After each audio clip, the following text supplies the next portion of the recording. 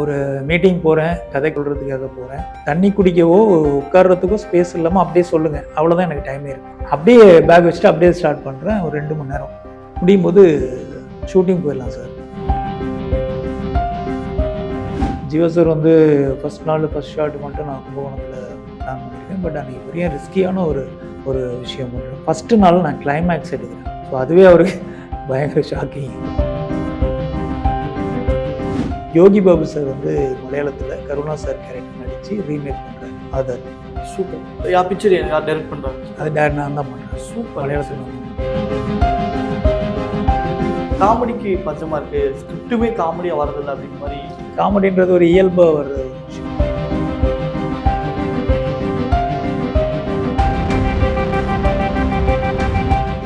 ஜீவா அவர்களை பற்றியும் பேசலாம் சார். இப்போ அவர் நிறைய எஃபர்ட் போட்டு நிறைய விஷயங்கள் பண்ணுவார். ஆனால் இன்னுமே அவரோட படங்கள் நல்லா போனாலுமே அண்டர் ரேட்டட்ன்றே சொல்கிறாங்க.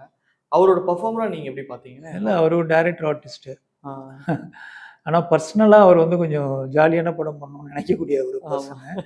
அவருக்கு பிடிச்சது. ஆனால் வந்து சினிமாவுக்கு பிடிச்சது வந்து அவர் வந்து ஒரு ஆர்ட் ஃபார்ம், ஒரு டைரக்டர் ஆர்டிஸ்டாக அவர் இருக்கணுங்கிறது தான் எல்லாருக்கும் பிடிக்கும். ஆமாம்.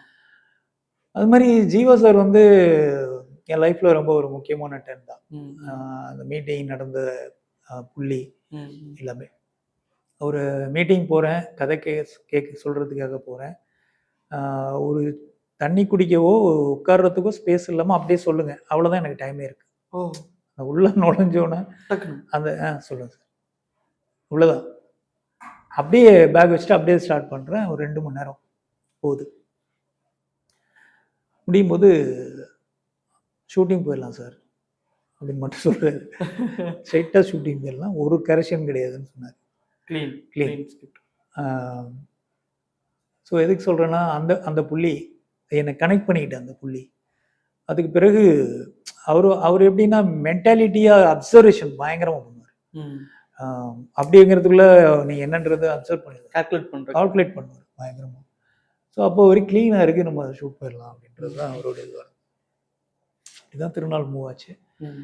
அப்புறம் நயன் மேம் உள்ள வந்தாங்க, அது இன்னும் மகுடமாக மாறிச்சு. அதுக்கு ஜீவா சார் வந்து ஃபஸ்ட் ஷாட் மட்டும் நான் கும்பகோணத்தில் பிளான் பண்ணியிருக்கேன். பட் அன்றைக்கி பெரிய ரிஸ்கியான ஒரு விஷயம் பண்ணுறேன். ஃபஸ்ட்டு நாள் நான் கிளைமேக்ஸ் எடுக்கிறேன். ஸோ அதுவே அவருக்கு பயங்கர ஷாக்கிங்.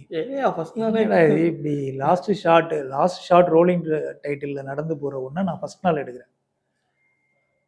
அவ்வளோ கான்ஃபிடென்ட்டா சார் அப்படின்னு கேட்டார். இது மாறவே மாறாதான். வாய்ப்பே இல்லை சார், இதான் 4 வருஷம் தேய்ச்சி வச்சிருவோம், இதான் மூடு தான் எடுக்கணும், பெரிய விஷயம் சார், சூப்பர் சொல்லிட்டு அப்புறம் அந்த மூடுக்கு இது பண்ணார். அன்றைக்கி நிறைய ஷார்ட் டிவிஷன்ஸ். அன்றைக்கி இந்த ஃபஸ்ட் நாளே கிட்டத்தட்ட ஒரு 65-70 ஷார்ட்ஸ் இருக்கக்கூடிய பெரிய சீக்வன்ஸ். ஸோ ரொம்ப டஃப்பாக போகுது ஃபஸ்ட் நாளே. முதல் ஷாட் மட்டும் அப்படி வந்து பார்த்தாரு, மானிட்டர் வாட்ச் பண்ணார். பார்த்துட்டு நான் கிட்டே வர மாட்டேன், நீங்கள் என்ன சொல்கிறீங்களோ நான் பண்ணுறேன் சார் சொன்னேன். இது வந்து இந்த வார்த்தை வந்து பூசணிக்காய் உடைகிற வரைக்கும். அதுக்கப்புறம் அவர் கிட்டேயே வரல. இது அவரே வந்து இன்டர்வியூவில் பதிவு பண்ணியிருக்காரு. பெரிய விஷயம். ஆமாம், ஒரு டைரக்டரை நம்பணும் அப்படிங்கிறது, ஸ்கிரிப்ட் நம்பினா மட்டும்தான் இது இந்த அளவுக்கு ஒரு இடம் வந்து கரெக்டாக இருக்கும் அப்படிங்கிறது. அதில் 2 பேருமே எனக்கு கரெக்டாக அமைஞ்சாங்க, நயன் மேமும் சரி, ஜீவா சாரும். ஓகே. இப்போ ஜீவா சாருக்கு வந்து ஹியூமர் ரொம்ப ப்ளஸ் பாயிண்டாக இருக்கும், ரொம்ப யதார்த்தமான ஹியூமர் ஒர்க் அவுட் ஆகும் அவருக்கு. நீங்கள் அவர் வச்சு இன்னும் நிறைய ஹியூமர்ஸ் பண்ணியிருந்துருக்கலாமோ அந்த ப்ராஜெக்டில் அப்படின்னு யோசிச்சிருக்கீங்களா? இல்லை, உண்மைதான். அது வந்து அது அமையலை. பட் அந்த ட்ராவல் அமையலை. இப்போ என்கிட்டே வந்து ஹியூமர் சைடு நீங்கள் இவ்வளோ இருந்துட்டு ஏன் வந்து காமெடி படமே என்ன பண்ணல அப்படிங்கிற கொஸ்டின் இருக்குது. என்னுடைய சார்ந்த இயக்குநர்களே, இப்போ டைரக்டர்ஸ் இருக்காங்க எல்லாருமே, என் ஃப்ரெண்ட்ஸாக இருந்தவங்க அப்போலேருந்து இப்போ வந்து இப்போ டைரக்டராக இருக்காங்க. சர்குணம் சார் இருக்கட்டும். ஸோ அவங்கெல்லாம் கூட எனக்கு அடிக்கடி என்னை வந்து ப்ரெஷர் போடுறது இது ஒன்று தான் போடுவாங்க. எங்களுக்கெல்லாம் வரலை காமெடி, நாங்கள் பண்ணல, ஸோ நீங்கள் வந்து திமிராக இருக்கீங்க, பண்ண மாட்டேங்கிறீங்க அப்படிலாம் சொல்லுவாங்க. பட் அது ரீசன் இல்லை. எனக்கு வந்து ஆஸ்காரில் ஒரு ஃபிலிம் வந்து அம்பானிக்கு அப்புறம் full humour action second half, அப்படிதான் கமர்ஷியல், செம்ம கமர்ஷியல் லைன். ஸோ அதுதான் கமிட் ஆகி கிட்டக்கு போய் தனுஷ் சார் வரைக்கும் கதை சொல்லி அப்புறம் மாறிச்சது. அதுதான் மரியான்கிற ப்ராஜெக்ட். அப்படிங்களா? ஆமாம். ஸோ ஆஸ்காரில் ஆமாம், என்னுடைய கதைக்காக கொடுத்த அட்வான்ஸ் தான் அது. ஓ தனுஷ் சரி சரி. சாருக்கு. இது இண்டஸ்ட்ரிக்கு தெரியும். எஸ். அப்புறம் பரத் பாலா சார், ஏஆர் ரகுமான் அந்த டீம் வராங்க. அப்புறம் வாட் எவர் ரீசன் எஸ். அவருடைய அது நம்ம மாற்றத்துக்கு வந்து காரணமே கிடையாது. அது நம்ம கண்டுபிடிக்கவும் கூடாது, ஆராயவும் கூடாது. அது நடக்கக்கூடாதுன்றது நடக்கல அவ்வளோதான். ஸோ அடுத்து என்ன நடக்கணும்ன்றதோ அது நடக்கும். அப்படி எடுத்து வச்சாச்சு அது. ஸ்போர்ட்டிவா திங்க் பண்றீங்க. அவ்வளோதான். ஏன்னா சினிமா வந்து ரிசர்ச் பண்ணோம்னா மாட்டிப்போம். ம். ஸோ அது ஏதோ ஒரு விஷயம் சொல்லுது. அது இன்னைக்கே தெரியணும்னு அவசியம் இல்லை. பின்னாடி காலம் உணர்த்தலாம். ஏன் இது நடக்கல இந்த ப்ராஜெக்ட் அப்படிங்கிறது கூட இருக்கலாம். இல்லை சரியா அதுக்குள்ள உள்ள சீன்ஸ் எல்லாம் இன்னும் ஃபைன் ஆகாம இருந்திருக்கலாம். ட்ரூ. வாட் எவர் எது வேணாலும் இருக்கும். அதுக்கான காலத்தை எடுத்த பிறகு அது டக்குன்னு கமிட் ஆகும். அது எங்கேயோ நடந்துரும். அப்படிதான் நான் பார்க்குறேன். ஸோ அதனால ஃபுல் காமெடி ஸ்கிரிப்ட் வந்து இருந்து அது டைம் எனக்கு இன்னும் அமையல. அதனால பண்ணிட்டு இருக்கோம். Okay sir. ரீசெண்டாக பார்த்தீங்கன்னா இப்போ நிறையா தமிழ் ஆடியன்ஸ் பார்த்தீங்க அப்படின்னா மலையாள சினிமா ஆகட்டும் நம்ம பிற மொழிகளை பார்த்துட்டு ஆகா ஓகோன்னு புகழ்ந்துறாங்க. ரொம்ப சந்தோஷமான விஷயம். ஆனால் அந்த ஆடியன்ஸு நம்ம தமிழில் இருக்கக்கூடிய நல்ல படங்களை பார்த்து பாராட்டுறாங்களான்னா குறைவு தான். அப்படி நான் ப்ரிவியூ பார்க்கும்போதே இது நல்ல ஒரு சப்ஜெக்டாக இருக்குது, இவ்வளோ போல்டான ஒரு அட்டெம்ப்ட் பண்ணியிருக்காங்க, எமோஷனல் கண்டா இருக்குது அப்படின்னு நான் ஃபீல் பண்ண படம் ஆதார். இப்போ இந்த ஆதார் படம் நான் நினைச்ச மாதிரி இன்னும் நல்லா போகலையே, வெகுஜன மக்களுக்கு இன்னும் ரீச் ஆகலையே அப்படின்னு நீங்கள் நினைச்சது உண்டா? கண்டிப்பாக. எப்படி எவ்வளோ பெரிய எஃபெக்ட் போட்டுட்டு ட்ரீம் வாரியர்ஸில் வந்து ஓகே ஆகுது. ஒரு டைம் இல்லை 2 டைம் ஓகே ஆகுது. ஓகே.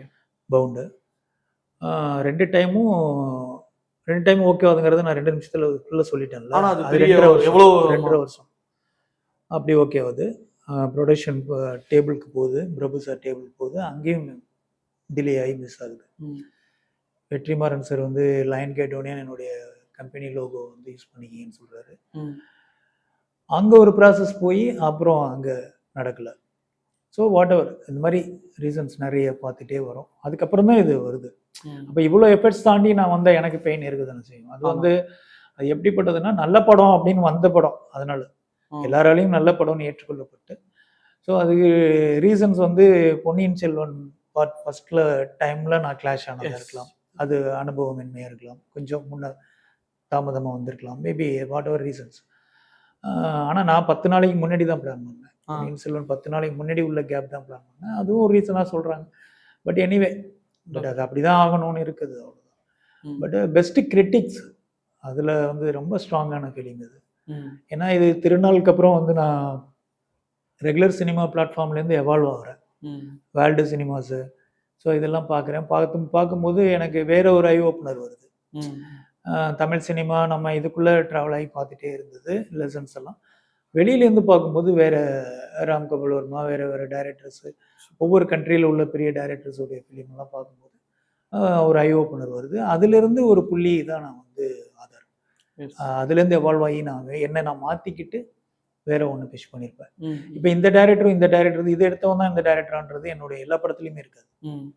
திண்டுக்கல் சாரதிக்கு அம்பாசமுத்திர அம்பானி வேறையா இருக்கும். ஆமாம், அம்பாசமுத்திர அம்பானிக்கு இது வேறையா, திருநாள் திருநாள்லேருந்து ஆதார் வேற ஜானர் இருக்கும். அது ரொம்ப கஷ்டம். அது ஆக்சுவலி அதை ஒவ்வொன்றுக்கும் ஸ்டடி பண்ணி போகிறதுக்கு டைம் வேற நிறைய போகும். மணிவண்ணன் சார் தான் அப்படி பண்ணுவாருன்னு நினைக்கிறேன். ஆமாம், அதில் கொஞ்சம் டைம் நிறைய ஆகுது. மற்றபடி அந்த நீ கேட்ட மாதிரியான அந்த டைமில் ஒரு ரெகக்னைசிங் பெருசாக வந்திருக்கணும் அந்த ஃபிலிம்க்கு. இப்போ ஓடிடியில் பிச் ஆயிருக்கு. சூப்பர். அமேசான் பிரைம் முந்தா நாள் Amazon prime OTT plus Jio super அந்த டேபில் பிச் ஆயிருக்கு 12ஆம் தேதி. அதுக்கான ரெகக்னைசிங் வந்து இப்போ கிடைக்கும் நான் நம்புறேன் மக்கள்கிட்ட. அதான் ஏன்னா சில விஷயங்கள் லேட் ஆனாலும் அது நடக்கும் அப்படின்னு நம்புற மாதிரி மக்களுக்கான சினிமா அது. Yes definitely. ஸோ ஜனா சார் தான் சொல்லுவார் அடிக்கடி, மக்கள் சினிமா வந்து மக்கள் எடுத்துப்பாங்க, நீ பயப்படாத அப்படின்னு. அது மாதிரி இது மக்களுக்கான சினிமா, நான் மக்களுக்கு கொண்டு வந்து சேர்த்துட்டேன். நிச்சயமா அவங்க என்கரேஜ் பண்ணுவாங்கன்னு நம்புறேன்.